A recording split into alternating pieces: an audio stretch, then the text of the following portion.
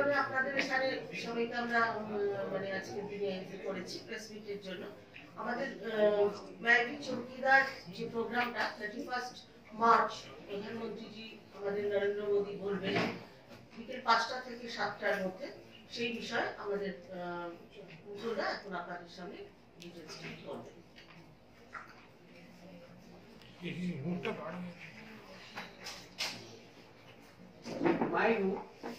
মাইভি চৌকিদার এই কর্মসূচিটা আগামী 31 তারিখ বিকেল 5টায় সমস্ত লোকসভায় কেন্দ্রে এই কার্যক্রমটা অনুষ্ঠিত হবে। সেটা করার আগে কতগুলো ব্যাপার বলা দরকার। আমরা দেখছি কংগ্রেস, তৃণমূল কংগ্রেস, সিপিএম এই চৌকিদার শব্দটাকে নিয়ে অনেক কটাক্ষ করছে। আপনাদের সামনে আমি কতগুলো কথা বলি। ভারতবর্ষের স্বাধীনতার পর থেকে 1947 সাল থেকে কংগ্রেসের আমলে ভারতবর্ষে কি কি স্ক্যাম হয়েছে। 1947 সালে প্রথম ভারত সরকার গঠন হওয়ার পর পন্ডিত জওহরলাল নেহরুকে Indian National Army treasury scam হয়েছিল। তখন প্রধানমন্ত্রী ছিলেন জওহরলাল নেহরু। এরপর ধরুন 48, 49, 51, 56, 57, 60, 64, 65, 71, 74 এগুলো বলতে গেলে অনেক সময় লাগবে। 1975 সালে আপনি জানেন যে ইন্দিরা গান্ধী ইলেকশন স্ক্যাম হওয়ার ফলে ইন্দিরা গান্ধীর নির্বাচন বাতিল হয়েছিল এবং জরুরি অবস্থা ঘোষণা করা হয়েছিল। 1987 সালে হয়েছিল বোফোর স্ক্যাম, পরিমাণ ছিল 2.2 crores রুপিস। তারপর হয়েছিল 1987 সাল, এই 87 সালে হয়েছিল HDW কমিশন স্ক্যাম, এটা ছিল 20 কোটি টাকা। 1990 সালে হয়েছিল এয়ারবাস স্ক্যাম, এই এয়ারবাস স্ক্যাম ছিল 2.5 crores পার উইক। তারপরে 1992 সালে হয়েছিল ইন্ডিয়ান ব্যাংক স্ক্যান্ডাল স্ক্যাম। 1995 সালে হয়েছিল পুরুলিয়ায় আর্মস ড্রপ, যখন বাংলার মুখ্যমন্ত্রী ছিলেন জ্যোতি বোস। 1996 সালে হয়েছিল ফডার স্ক্যাম, ইনভলভ অ্যামাউন্ট ছিল 950 crore। আরো আবার বলছি পড়তে গেলে 96, 97, 98, 99, 2000, 2001, 2004 বলতে যায় অনেক সময়। যদি কেউ চান কাগজটা নিয়ে যেতে পারবেন। 2005-এ সাবমেরিন স্ক্যাম হয়েছিল 18,978 crore। তারপরে 2006 হয়েছিল সুপারপন ডিল স্ক্যাম 19,000 crore। এই দুটোর সময় প্রধানমন্ত্রী ছিলেন Manmohan Singh. Navy war room spy scandal Manmohan Singh. Army ration preference scam হয়েছিল 5,000 crore rupees. 2G spectrum scam হয়েছিল 1,76,000 crore রুপিস। কমনওয়েলথ গেমস এর স্ক্যাম হয়েছিল 70,000 crore rupees.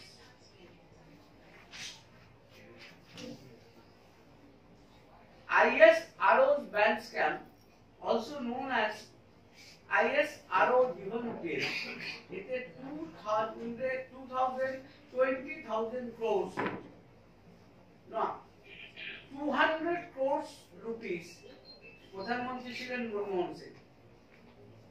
Maharashtra education scam 1,000 crores। Sarada group financial scandal 30,000 crores, বাংলার মুখ্যমন্ত্রী Mamata Banerjee. Chit fund scam Rose Valley group 17,000 crores, বাংলার মুখ্যমন্ত্রী ছিলেন Mamata Banerjee. Narada value scam সেভারেন টিএমসি দিলেন, এর স্ক্যামের টাকার অঙ্ক এখানে বলা যায়নি।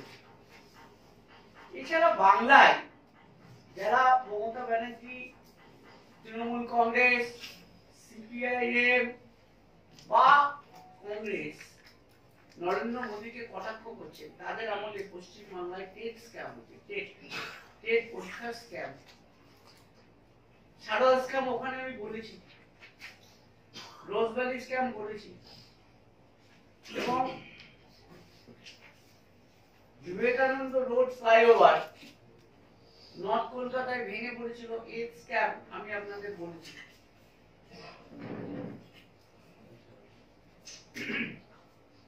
মালদার ডিএম ছিলেন একজন, তারা মানে শিলিগুড়িতে একটা স্ক্যাম হয়েছিল, সেই স্ক্যামের ব্যবস্থা নিয়েছিল বলে তৎকালীন শিলিগুড়ি পুলিশ কমিশনারকে সরিয়ে দেওয়া হয়েছিল।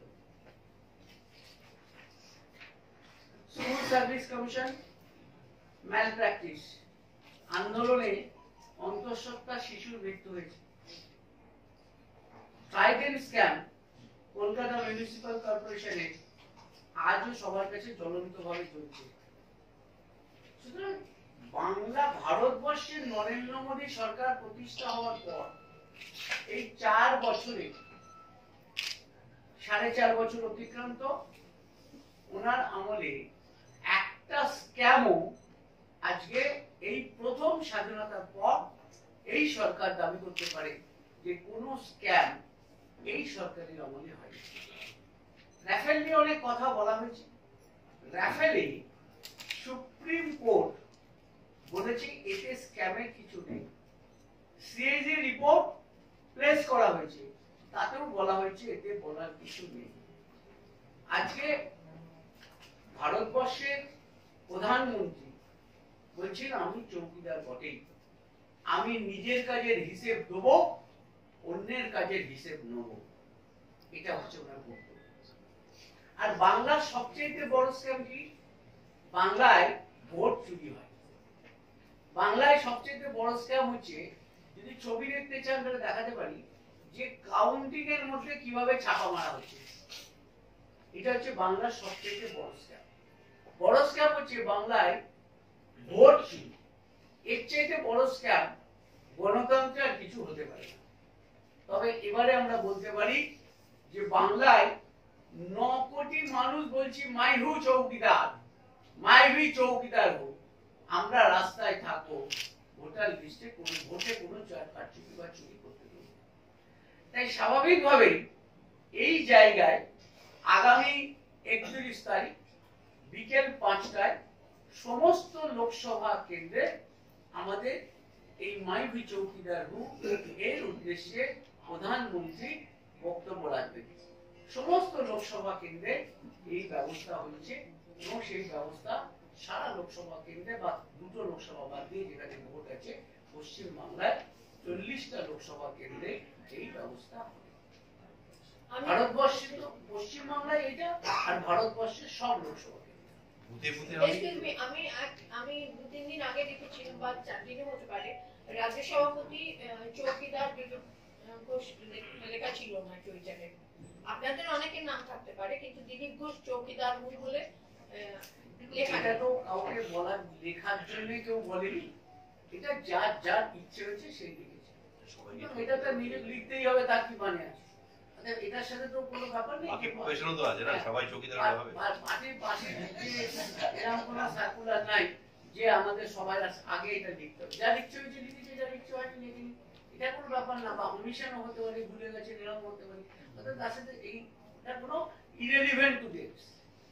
আর টোটালি ন্যাশনালি কত লোক লিখেছেন এর কোনো হিসেব আছে? বুদা উঠে উঠে কি কোনো ভিডিও বা জায়ান্ট স্ক্রিন দিয়ে দেখানোর ব্যবস্থা করা হবে? উঠে হবে না, লোকসভায় একটা জায়গায় হবে। সেটা আপনারা আগে জানিয়ে দেবেন যে জায়গায় করা হবে। জায়গায় হচ্ছে সেটা সব জায়গায় জানিয়ে দেওয়া হবে।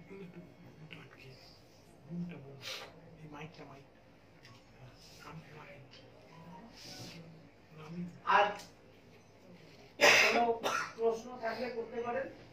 আর একটা কথা আমি আরেকবার রিপিট করছি, মমতা ব্যানার্জি কাল ইস্তাহার প্রকাশনের সময় কে শর্মার ছবি দেখাচ্ছিলেন, আর এই ছবিটা নিয়ে মমতা ব্যানার্জি কি বলে? মমতা ব্যানার্জি নিচে করবেন নিচে করবেন কি বলেন এই ছবিগুলো এইগুলো কি বলেন মমতা ব্যানার্জি এই ছবিগুলো মমতা ব্যানার্জি এই ছবিগুলো নিয়ে কি বলেন কিছু বলেন কিছু বলেন না না কারণ উনি যখন কাউকে দেখান তখন ওনারা ভাবা উচিত যে ওনার এইসব ছবি আছে আরএসএস এর অনুষ্ঠানটা একটা অরাজনৈতিক দলের অনুষ্ঠান অরাজনৈতিক সংগঠন আর উনি নিজে বিধাননগরের পুলিশ কমিশনার কি কাজ তার এদিকে সুতরাং ওনারা ওখানে হয়তো এই কাজটা নিয়ে কিছু বলেন তাই আজকে যে কারণে এখানে এসে বসেছিলাম সেই কারণটা হচ্ছে যে মাইভি চৌকিদার গ্রুপ এই কর্মসূচি আগামী 31 তারিখ বিকেল 5টায় আমাদের সারা ভারতবর্ষের 543টা লোকসভা কেন্দ্রে হবে এবং তার মধ্যে পশ্চিম বাংলায় উত্তরবঙ্গে যেহেতু 4টে কেন্দ্রে ভোট আছে 4টে কেন্দ্রকে বাদ দিয়ে আর সব জায়গায় এটা আমাদের লোকসভা কেন্দ্রে অনুষ্ঠিত হবে তাই কংগ্রেস যারা বলে 47 সাল থেকে যারা দুর্নীতির বসে আছে 47 সাল পণ্ডিত জওহরলাল নেহরুর আমল থেকে দুর্নীতির উপর যারা বসে আছে সিপিএম এর 35 বছরের দুর্নীতি আর এই 11 থেকে 19 সালের মধ্যে তৃণমূল কংগ্রেসের দুর্নীতি তাদের মুখে অন্য কিছু শোভা পায় না তাই স্বাভাবিকভাবেই একটা সরকার স্বাধীনতার পর যে সরকার এলো একটা সরকার যার বিরুদ্ধে কোন স্ক্যামের অভিযোগ কেউ করতে পারে তাই মাইভি অভিযোগ তো করেছে কিন্তু অভিযোগ যে রাফাল নিয়ে হয়েছে সেটা সুপ্রিম কোর্টে বিচার হয়েছে সেটা সিএডি তে বিচার হয়েছে এবং তাতে তারা বলেছে এতে কোনো স্ক্যাম নেই Mamata Banerjee yesterday said that demonetization is a scam, and if the alliance government they come to power, she will investigate. একটা কথা এখানে বলি মমতা ব্যানার্জি কি বলেছে তার কালকে ইস্তাহার নিয়ে আজ বিকেল 4টে এখানে আরেকটা প্রেস কনফারেন্স আছে ইস্তাহার নিয়ে তারা এই সম্বন্ধে পরিষ্কারভাবে ইস্তাহারের বক্তব্যগুলো তারা বলবে সেটা বিকেল 4টে press conference So you have known the CM for a long time. Yesterday she said that she wants peace in Kashmir. That is something that she really wants, and she is ready to go to Kashmir, speak to the people, and she is of the opinion that she will solve it. So what do you have to say about this? She is not able to establish democracy at Bengal. So it's the funny thing. She is saying that she will go and restore democracy at Kashmir. In the last Panchayat election in the state of West Bengal, where the political election was held under the state government machinery, 100 people were killed. And she is saying that I am competent enough to make peace in Jammu and Kashmir. So it is a laugh, very sarcastic, and it is a joke of the year of the day. मुकुलदा, last time TMC के manifesto में आप भी थे उस वक्त TMC उस वक्त के मैनिफेस्टो में आज के मैनिफेस्टो में क्या वो तो बोल रहा है ये मैनिफेस्टो नहीं है बोला ये रीजनल मैनिफेस्टो ये रीजनल ये इलेक्शन हो रहा है बंगाल का ना भारत का इलेक्शन हो रहा है भारत के लिए ये तो बंगाल के लिए इलेक्शन नहीं है वो तो खुद ही बोल रहा है ये हमारा इलेक्शन का कोई मैनिफेस्टो नहीं है उसमें क्या अंतर क्या देख रहे हैं आप बहुत अंदर है क्या क्या है बहुत अंदर है इसलिए 4 बजे जो प्रेस कॉन्फ्रेंस आपसे अच्छे से कोई और नहीं बता ये 4 बजे जो प्रेस कॉन्फ्रेंस है हमारा प्रेस कॉन्फ्रेंस के साथ चला है इसलिए हम टिप्पणी नहीं देता है तो आप ले लीजिए उसका साथ उसके बाद कोई आपका कोई जरूरत होंगे तो हमारा एक और सवाल है अल्पसंख्यक माइनॉरिटीज के लिए इसमें कुछ नहीं है इस बार देखिए ये तो बोल रहा है ये मैनिफेस्टो और जो कुछ वो बोल रहा है वो खुद ही बोल रहा है कि मैनिफेस्टो नहीं है तो इसका बारे में आप 4 बजे हमारा जो प्रेस कॉन्फ्रेंस होंगे उसके साथ बैठ के ले लीजिए उसके बाद हमारा तरफ से कोई टिप्पणी लेने चाहिए तो हमारा साथ বিষয় বললেন, গতকাল মুখ্যমন্ত্রী মমতা বন্দ্যোপাধ্যায় যে ছবি দেখিয়ে আরএসএস এর অনুষ্ঠানে থাকা নিয়ে যে অভিযোগ তুলেছিল, সাধারণভাবে যেটা দেখেছি আপনিও জানেন যে নির্বাচন কমিশন একটা সাধারণভাবে এই ধরনের কোনো বিতর্কে জড়াতে চায় না, এবং তার যে মূল মোটো যে স্বচ্ছতা বা নিরপেক্ষতা, সেই জায়গা থেকে এই ধরনের বিতর্ক কাঙ্ক্ষিত নয় বলেই মনে করে। আপনার কি মনে হয় যে এই যখন অভিযোগ উঠেছে কোনো একজন এই ধরনের অফিসার একজনের বিরুদ্ধে কেন? এইরকম তো পশ্চিমবাংলার ডিজির বিরুদ্ধে অভিযোগ, এইরকম অভিযোগ তো পশ্চিমবাংলার এডিজির বিরুদ্ধে অভিযোগ, এইরকম তো পশ্চিমবাংলার সব পুলিশ অফিসারের বিরুদ্ধে অভিযোগ। তাহলে আমরা আশা করি আমাদের পূর্ণ সমর্থন আছে নির্বাচন কমিশনের ওপর। আমরা মনে করি ওনারা এইরকম অভিযোগ যার যার বিরুদ্ধে আছে সেই সব টেম্পটেড অফিসারের বিরুদ্ধে ওনারা ব্যবস্থা নেবেন, নির্বাচন সরিয়ে দেবেন। এটা আমরা আশা করব निर्वाचन। उन्होंने मांग की है केके शर्मा को हटाने की। क्या आप लोग बोलेंगे सब लोग जितने भी टेंटेड ऑफिसर्स हैं सबको हटाए? ये तो हम लोग बोल रहा है, from the very first day हम लोग बोल रहा है। মুকুলদা, আপনি বললেন ভোট চুরি এখানে একটা বড় স্ক্যাম, তো ভোট চুরির ব্যাপারে আপনি তো তৃণমূলের ছিলেন, ওই জন্য তো পাপের প্রায়শ্চিত্ত করছি। এবারে আপনি এই ভোট চুরির ব্যাপারে একটু ওই জন্য তো পাপের প্রায়শ্চিত্ত করছি, ঘুরে বেড়াচ্ছি সারা বাংলা জুড়ে। সেটা ঠিক যে আমরা চেয়েছিলাম যে 35 বছরে চুরি হচ্ছিল, তার বিরুদ্ধে গণতন্ত্রকে প্রতিষ্ঠা করার জন্য লড়াই করছিলাম। তখন এখন দেখলাম তখন ছিল চুরি, এখন ডাকাতি। তো এই ডাকাতি বা চুরি এটাকে কাউন্টার করার জন্য মানে প্রচার করছেন, লোককে ভোট দিতে বলছেন, এবং নির্বাচন কমিশনকে বলছি যে তোমরা হচ্ছে কাস্টোডিয়ান অফ দা ইলেকশন, সুতরাং এটা তোমাদেরই দায়িত্ব নিতে হবে যে পশ্চিম বাংলায় যেন অবাধ ও নিরপেক্ষ নির্বাচন হয়। ওই জন্য দুটো শব্দ একসাথে হয়, ফ্রি অ্যান্ড ফেয়ার। আর কিরকম ধরনের ভোট চুরি আপনি দেখেছেন? আমি দেখেছি তো ভোট চুরি সব রকম।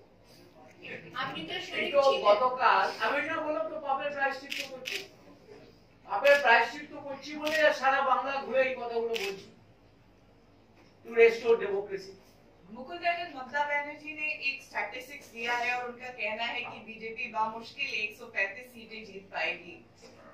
देखिए वो तो she is living in A police paradise, ठीक है না। আরেকটা কথা আছে, চুরিটা কিরকম করে হতো এটা একটু বলুন। ওটা মমতা ব্যানার্জি ভালো বলতে পারবে সবচেয়ে, কারণ উনি অনেক বই লিখেছেন তো এর উপরে, সেই বইগুলো একটু পড়বেন তাহলে সবচেয়ে ভালো লাগবে।